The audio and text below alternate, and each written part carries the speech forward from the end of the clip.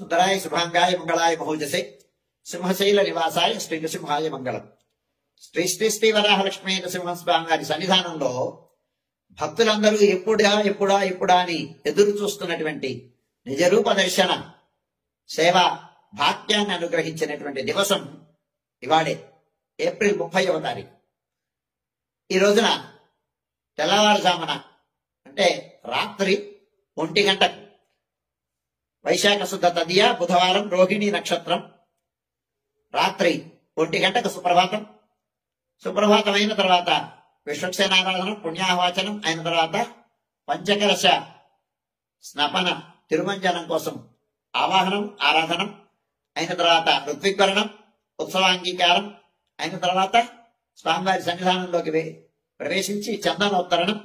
చందనోత్తరణం అయిన తర్వాత స్వామికి అభిషేకం, పంచామృతాభిషేకం, అలంకారం అయిన తర్వాత ఆరాధనం, శీతలోపచారములు, నివేదనం, మంగళ నీరాజనం అయిన తర్వాత ఈ కార్యక్రమం అంతా సుమారుగా 3-3:30 గంటల వరకు కొనసాగుతుంది.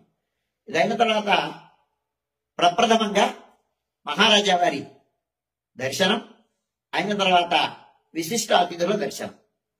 సుమారుగా 3:30 గంటల ప్రాంతం నుంచి సర్వదర్శనం ఆరంభమవుతుంది. నిజరూప దర్శనం సింహాద్రినాథుడు కుందావ సుందర తను పరిపూర్ణ చంద్రబింబానుగారి వదన అని చల్లనైనటువంటి స్వామి సింహాద్రి అప్పన్న నిజరూప దర్శనం లభింపబోతోంది. దర్శించండి. ఆ రోజు తెల్లవారుజామున సుమారు 3:30 గంటల నుంచి రాత్రి 7 గంటల వరకు సర్వదర్శనం కొనసాగుతుంది.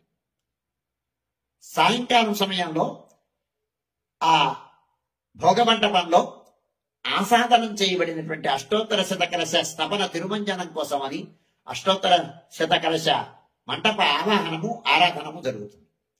విశ్వసేన ఆరాధనం పుణ్యాహవచనం అయిన తర్వాత ఆవాహనం ఆరాధనం అయిన తర్వాత సుమారు రాత్రి 8 గంటల ప్రాంతంలో స్వామికి అష్టోత్తర శత కలశాభిషేకం ఆరంభమవుతుంది. దీనితో సమాంతరంగా గంగాధార జలంతో సహస్ర ఘటాభిషేకం ఆరంభమవుతుంది. ఈ కార్యక్రమం అంతా సుమారు 8 గంటల నుంచి 11:30-12 గంటల వరకు కొనసాగుతుంది.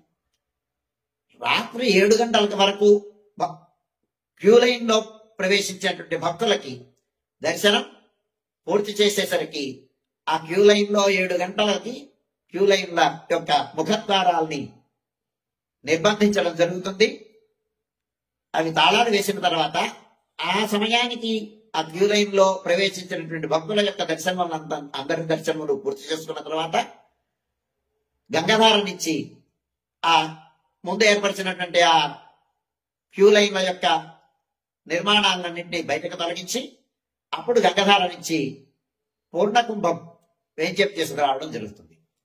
పూర్ణకుంభం వేంచేసిన తర్వాత ఆస్థాన మండపంలో ఉపచార సమర్పణం మంగళ నీరాజనం సమర్పించి బేడా ప్రదక్షిణ పూర్వకంగా పూర్ణకుంభాన్ని వేంచేపు చేసుకుని ప్రధానాలయంలోకి వేంచేపు చేసి స్వామివారికి పూర్ణకుంభ జల సమర్పణ జరుగుతుంది.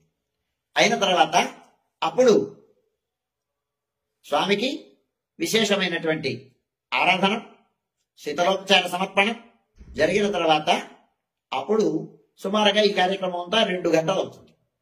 ఏ సమయానికైతే చందనోత్తరణం జరిగిందో ఆ సమయానికి మళ్ళీ చందన సమర్పణం జరుగుతుంది.